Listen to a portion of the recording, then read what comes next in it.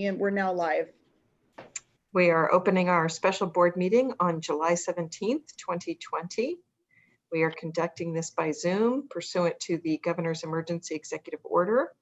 While the board would be able to socially distance and hold the meeting in person, it would not allow for very many guests. And that's why we are continuing to use Zoom, even though we could, as a board itself, meet with social distancing, but that would defeat the purpose of the public meeting. So that is why we're continuing to use Zoom. There had been a question from some people about that. That's why I'm explaining that. Roll call, please, Ms. Ornelas. Okay, Trustee Van Sant. I see her. Here. Sorry, I was on meeting. I'm present. Trustee Diaz. Here. Trustee Arkin. Here. Trustee Fernandez. Here. Trustee Nelson. Trustee Nelson is participating via phone. I think he may be muted. Trustee Barrett. Here. Let me see if I can find Trustee Nelson. Can you mute him, Ian, please? There he goes. Hello. Present. I'm here. Okay. Good deal. Thank you. I believe I got everyone. Trustee Mulgard. Perfect. Yes, here. Let's do the flag salute.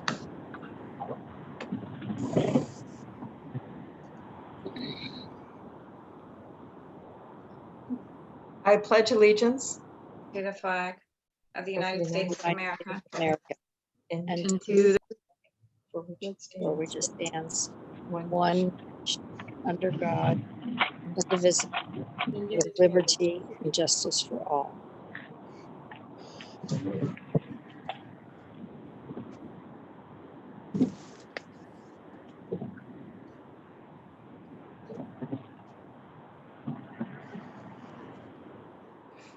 notice of special meeting. Ms. Ornelas, did we post notice according to the special meeting rules of the Ralph M. Brown Act?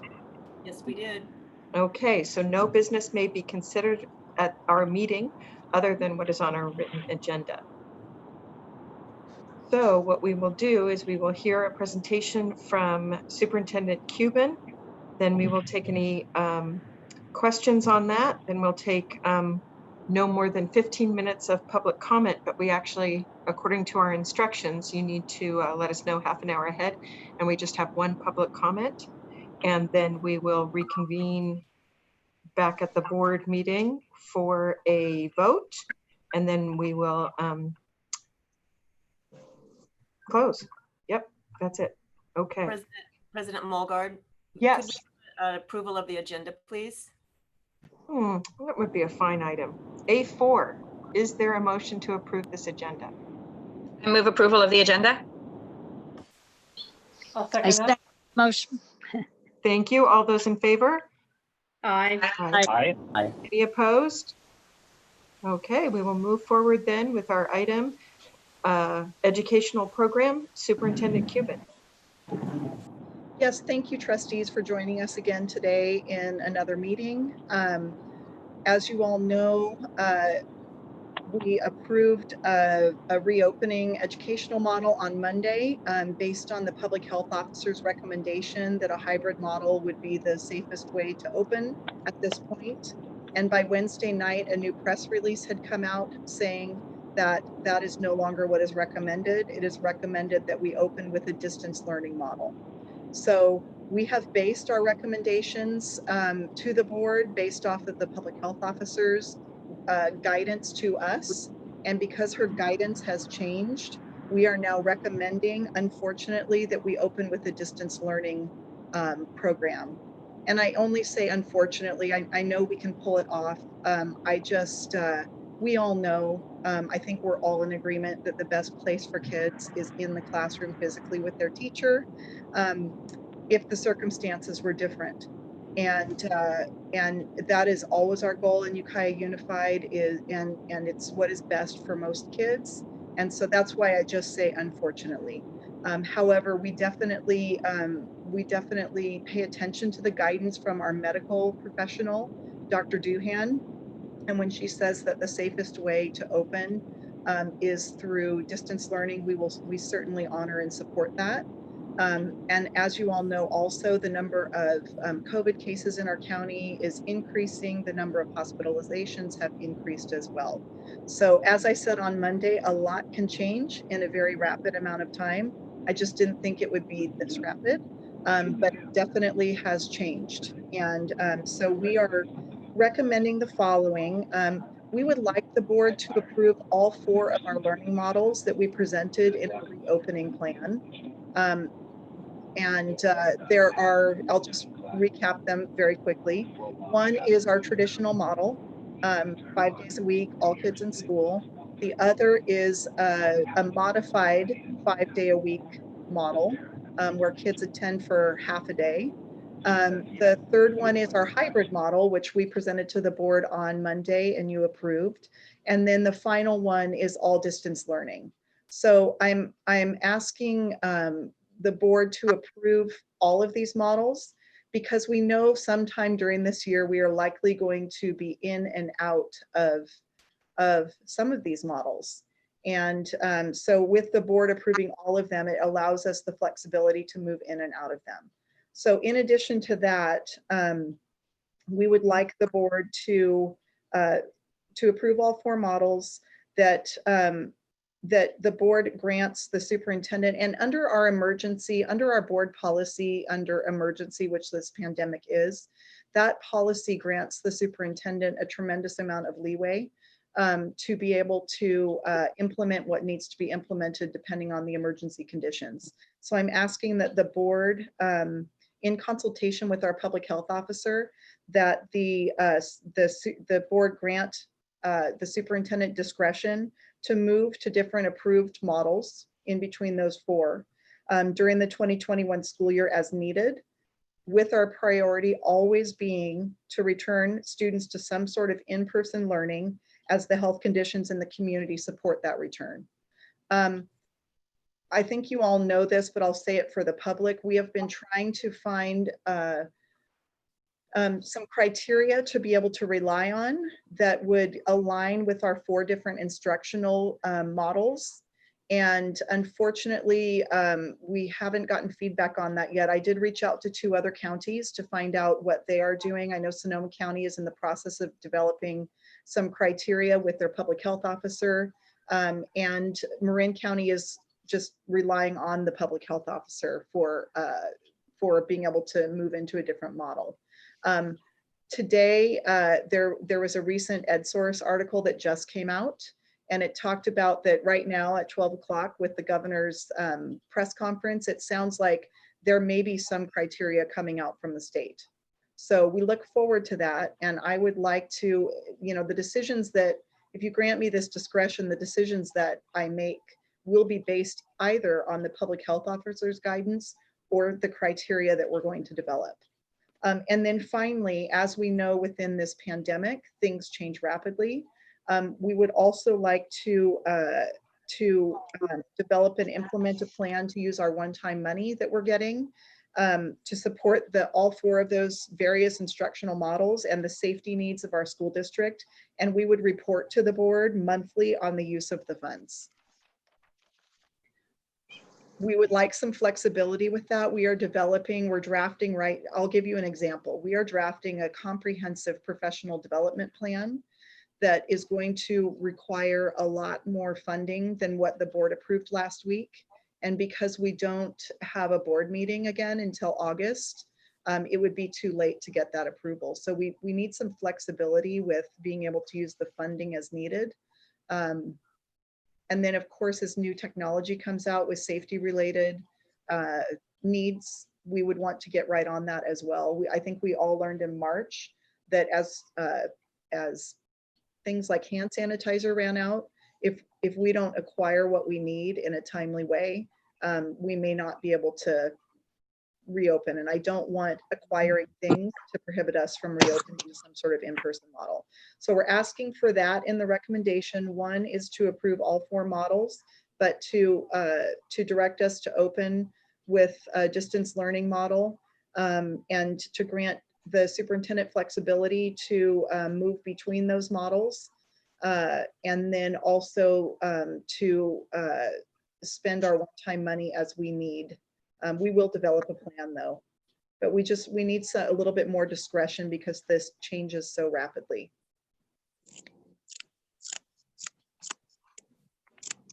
Any questions?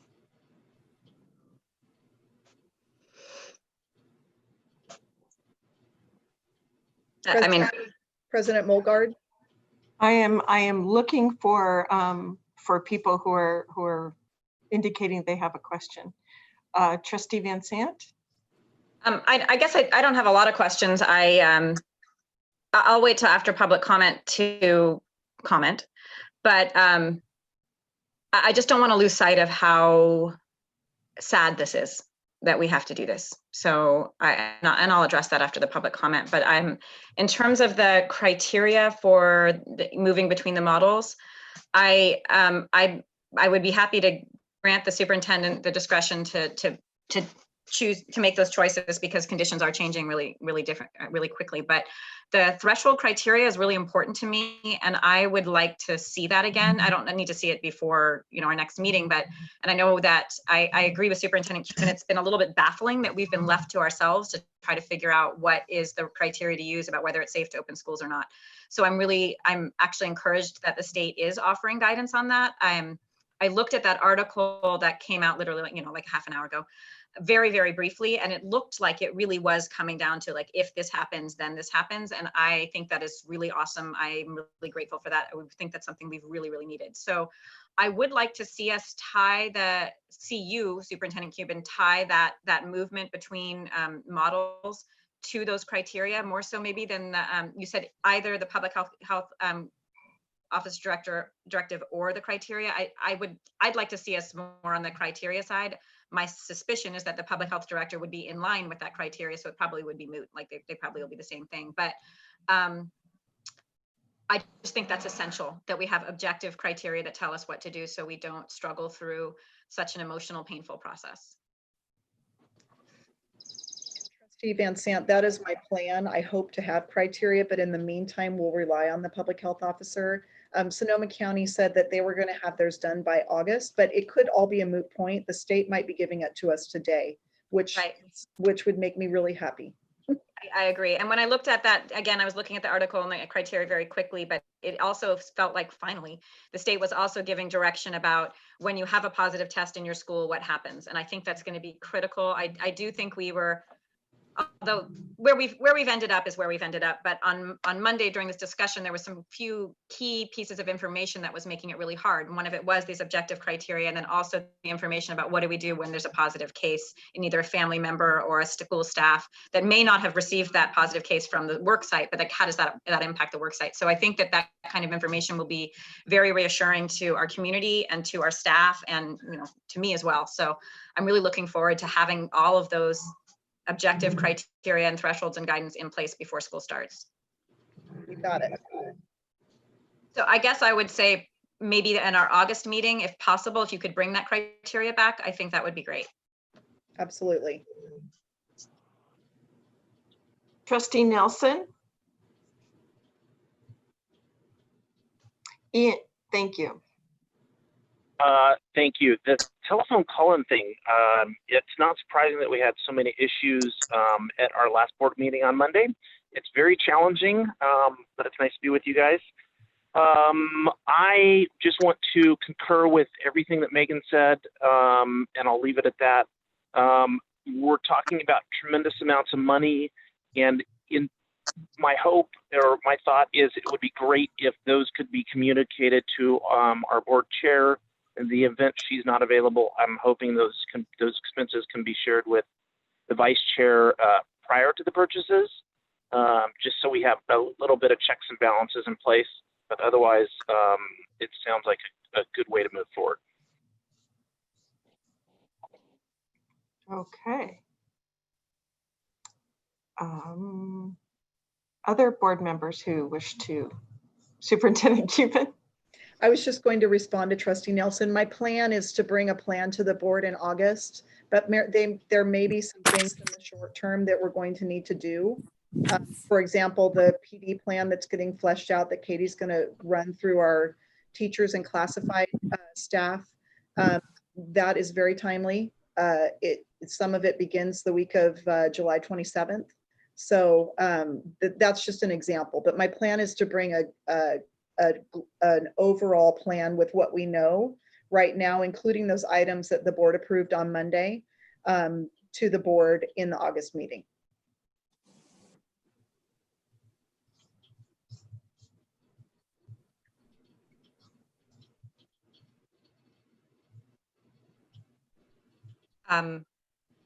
Awkward silence. I'm not sure if I'm muted or not, but thank you for that. If there are huge expenditures, I think it'd be a good idea to share it with our leadership people in the on the board. You got it. Trustee Barrett? No, I didn't have a comment. Okay, sorry. That's all right. But I think Trustee Van Zandt does. Sorry, yeah, President Mulgard, I have another comment if nobody else does, or question. Go ahead. I think, we spent so much time on Monday talking about how the hybrid model would work, and we didn't talk a lot about what the full distance model would look like. Superintendent Cuban, you spoke a little bit about that, and there was a common theme of acknowledging that the 100% distance learning model would not look exactly like it did in the spring, and that the spring was more of a crisis learning sort of moment, and people were trying to figure out how to do this as they were having to do it. So I just want to make sure that we're clear about, or we get to some clarity about what the expectations are for the 100% distance learning model, because for me, my expectations are going to be quite different. And I've also always been working under the assumption that in the 100% distance learning model that the campuses are not closed.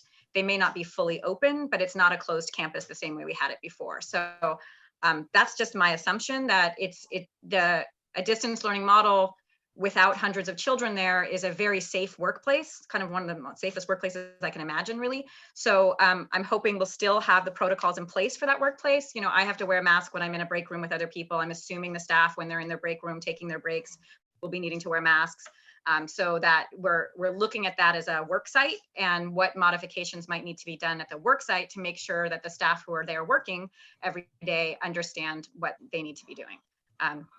So that just wanted to make sure that my vision of 100% distance learning model is not what happened in the spring. Although I think people did a heroic job trying to figure it out in the spring. It's just going to be a little different in the fall. It will be. Our instructional team has been working on guidelines for and schedules for our teachers and students and parents. So all of that will be coming out in the next few weeks. They're working to finalize it.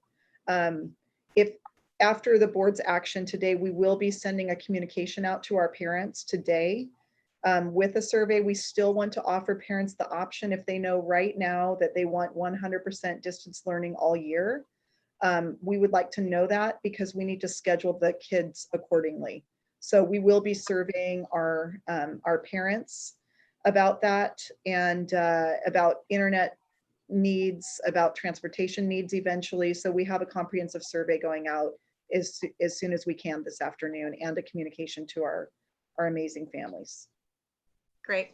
And I know that we had approved the expense for the webcams in the classroom and all those things that were going to be potentially important for the hybrid model. They seem equally important for 100% distance learning. So I'm looking forward to the classrooms having all the stuff they need so the teachers can teach from their classrooms, effectively. Yes, we are moving forward with most of those for sure. Great. Superintendent Cuban, originally you had asked that parents make a decision based on a semester or a trimester time period. Are you still going to put the survey out in that manner? No, when we surveyed parents in May, we had about 30% of our parents who said, I don't plan to send my student back to school all next year. So we just right now want to capture those families. Know for sure that for the entire year, they want to be on distance learning. Because we also have some teachers who'd like to teach in that mode. And if we can match those up and keep them in that program for scheduling purposes, it makes the scheduling much easier ongoing. So for now, we're just trying to capture those families who know for certain all year they want distance learning. Okay, thank you. Trustee Fernandez. I mean, I can see why you would do that, but isn't it also possible that somebody may change their mind and they may think they want distance learning all year, but come January, they may change their mind, or they may think they don't want distance learning and then change their mind. So we'll allow for that as well, right? Yes. We just have to make sure that we've got space available for the kids coming back in mid-semester into the in-person classroom. So it'll be a tricky puzzle this year. Very much a scheduling nightmare, but we can do it. President Mogart, I do have something to say. Please go ahead. I am just so concerned about our students coming into classrooms, especially our youngest students coming in without having had any previous contact with their teacher. When we went to remote learning last year, teachers had been with the students for 6 months or so, 5.5, 6 months, and they had a relationship. They knew each other. This is totally different. I mean, we have kids coming in that may not have any idea who their teacher is. And so I'm just really concerned about that. And I would just like to say that I hope that, and I'm sure teachers will be very cognizant of this, but I hope that teachers will reach out to students on a one-to-one basis to just get to know them a little bit. I'm concerned about that relationship. And getting pictures of them without masks on. Assistant Superintendent Summer, have you all been starting to address that issue, especially for entering kindergartners and entering, any new school, entering middle school, entering high school? That's part of the professional development plan is planning that first week and how we can create. Please speak louder. That's part of the professional development plan, is how we will connect with students the first week and make sure that students feel connected to their teacher and that the teacher has, a strong connection with the student. Because it is now a challenge. We're pivoting from, starting with a hybrid where we were going to be able to connect with students to now the distance learning. Mm-hmm. Mm-hmm. Katie, you're very difficult to hear, just so you know. I could catch it, but just. Okay. I'm very close to my computer, so I'm not sure why that's happening. Okay. Well, I think we got it. Thank you. If the board doesn't mind, I'll go to public comment now. Okay. Ian, can we hear from the public comment person who submitted, Erica Nickerson? Erica Nickerson is not currently in the waiting room. Okay. Okay. Did she send a written public comment? I might have misunderstood.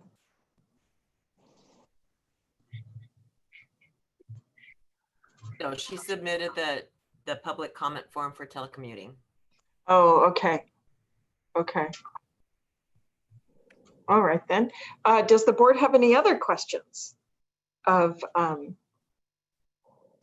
about either of the two things that are on our agenda today, which is changing the reopening model, approving all 4 models, starting with the distance learning, giving parents options in the survey that will go out today or tomorrow, and then also authority to spend money as needed of the new money, not anything having to do with the already approved budget, but of the new funds that are coming in for any learning loss and any other expenses. So those would be funds, Superintendent Cuban, that are in addition to what we approved at the last meeting? Yes. Okay, up to ballpark figure? Oh gosh. I'd have to add it up. It's a substantial amount of funding. I do want to bring you a plan in August. Okay, so plan in August then. But just so you know, there are some components that we need to do between now and August, and a large chunk of that, and you've already approved the concept of spending some of the money on professional development, just for the plan that is being developed right now. It's a lot more than $250,000. We've estimated it to be $840,000 for all of the professional development that we'd like to do. It's going to be focused on distance learning, and collaborative preparation for that, meaning grade level teams collaboratively preparing for distance learning. But there will be some specific professional development on how to engage students in distance learning and a distance learning format. And then, of course, built into our August days, we'll have some safety training and some other things. So that's probably the biggest need that we have right now between now and when I bring you a more comprehensive plan in August. Okay, thank you. Trustee Fernandez? I don't have a question, but are we done with public comment? And since there isn't anyone there, and if we have comments, could we do that? Please. Yes, now we're back to the board. You're right. So I want to say that with the recent local increases in hospitalizations and the number of positive cases, I recognize that we do need to start the school year with remote learning, but I'd like to say that I am very sad to think about how our students, how this will impact them, because I feel strongly that students are best served in the classroom, and my heart breaks for them as they start a new school year from their homes with a teacher they will only meet through a screen and classmates they will not be able to play with. So I'm going to be looking forward to the day when our COVID numbers decrease and become more stable, and our health officer determines that safe to return to school with a hybrid. And I will look forward to the time when students are back in the classroom, which is where they belong. Thank you, Trustee Fernandez. As I mentioned to UTA President Terry DeSelke today, it's going to be very, very disheartening to see anybody who's been advocating for staying at home not following the best practice of wearing a mask and washing hands consistently and not being in large social gatherings and things like that. So hopefully our own behavior as a board and as teacher leaders can set an example as well for families. Trustee Van Sant? I wanted to comment, just following up on what Trustee Fernandez said. I too, a lot has changed since Monday, unfortunately. And I recognize that we don't have any other choice than to open with distance learning. I felt like kind of Wednesday, I could see the handwriting on the wall, and it wasn't just handwriting, it was like a giant neon sign. I could see this wasn't going to happen. But on Monday, when I strongly supported the hybrid model, I was fully aware that if local conditions worsened and if the public health officer needed to withdraw her support for in-person learning, we would need to pivot to option 4, to the fully remote learning. But like Superintendent Cuban, I just didn't think it was going to happen this quickly. And I was hoping, obviously naively, that maybe local conditions would improve. So I just want to be clear, and I appreciate Superintendent Cuban that you didn't want to use the word unfortunately, and we're trying to talk about what remote learning can offer. But in my opinion, fully remote learning is still a terrible choice, but it's also clearly our only choice right now. And if you'll indulge me for a minute, hold on, let me pull myself together a bit. But during my very, very long comments on Monday, I tried to speak to the concerns of parents and the community, and especially to school staff. But one audience I didn't speak to purposely because it was too hard to do it was sorry, I thought I was going to hold myself together, but I didn't speak to the over 6,000 students that our district educates and feeds and supports and loves. But okay, I do want to speak directly to the students for a minute.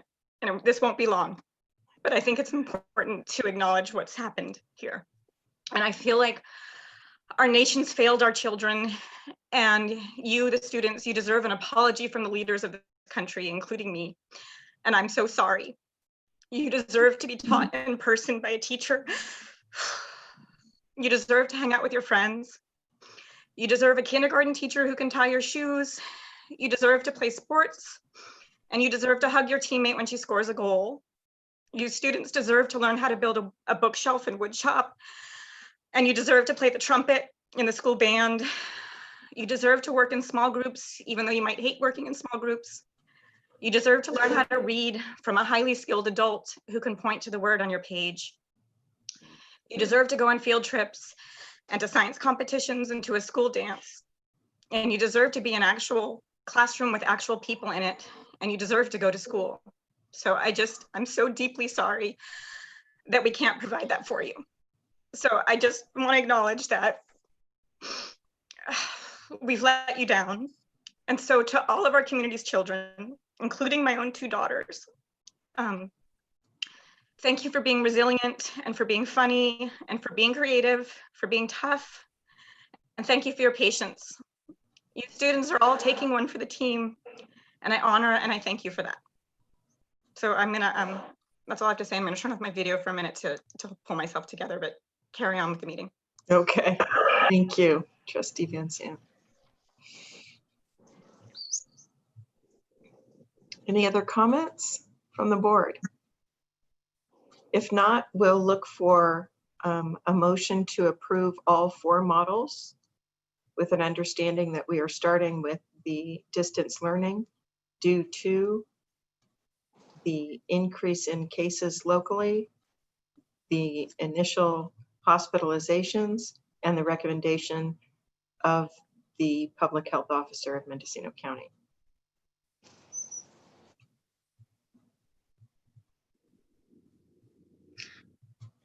I will make that motion. Thank you. I Is will there- second the motion. Thank you. Any further discussion by the board? Okay, all those in favor? Aye. Aye. Any opposed? Aye. Any abstentions? Okay. And then while I don't know if we need a motion, there is an understanding that the superintendent will use the funding that has come down in order to increase the professional development, especially around distance learning, and that we will at our August meeting see the budget plan, knowing that some of those funds may have already been spent. And we will also be discussing the threshold criteria as to when we might be able to open. Anything else that people want to share? Yes, Superintendent Cuban? Just, I know that I'm bringing back criteria, and I'm sure people get tired of my rosy glasses, but I always have them on.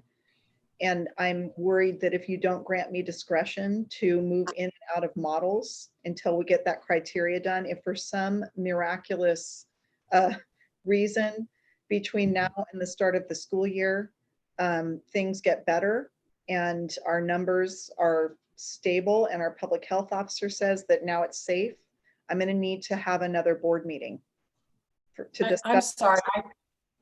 I missed that. I thought that was in the motion, but I now that I think back, it actually wasn't. But I did include that. So I would be happy to make a motion to that effect, if that's okay with everyone. Yes. Yeah, I would move to grant the superintendent the authority to move between the models as she sees it appropriate. Second. Any further discussion? All those in favor? Aye. Aye. Any opposed? Any abstentions? Okay.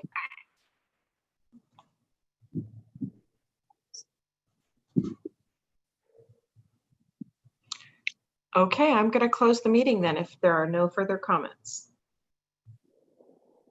Okay, so our special board meeting of July 17th is ended. Thank you. Sorry, are we starting closed session right now? We will start closed session at 12:45. Okay, thank you. Thank you, everybody.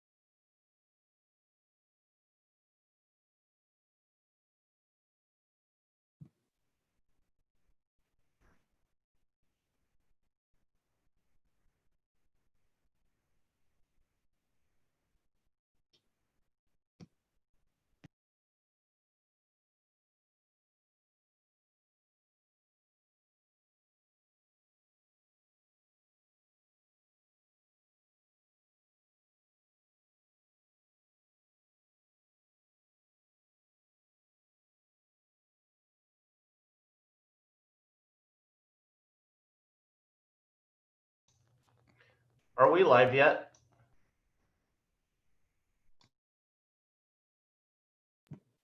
Yes, we are live, Trustee Nelson.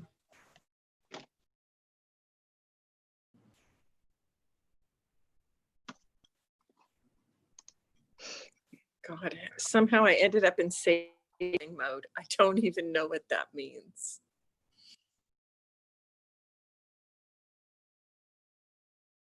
And is that my cat? Oh my gosh. No, it's not your cat. It's No, Anne's. I think it is my cat. It's not your cat.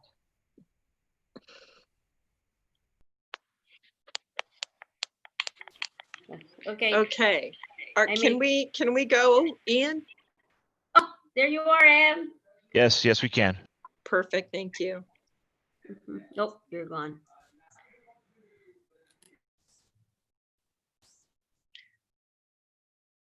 Okay, so we are coming back from our closed session to the Ukiah Unified School District Special Board Meeting on July 17th, 2020. We were in closed session under item C, Conference with Labor Negotiator with Ukiah Teachers Union, UTA, and California School Employees, CSEA. There was no public comment received, and we have concluded that session with nothing to report out. Is there anything else for the good of the order, Superintendent Cuban? No, just thank you so much, trustees, for all of your very, very hard work over the last several months. And I appreciate your compassion for kids and families, and just your complete commitment to our kids and our employees and our community. So thank you. Thank Well, you. thank you, and I hope you get a little bit of a couple days rest here or there for all the administrators who are working on these many models. Thank you very much. We are adjourned. Ready.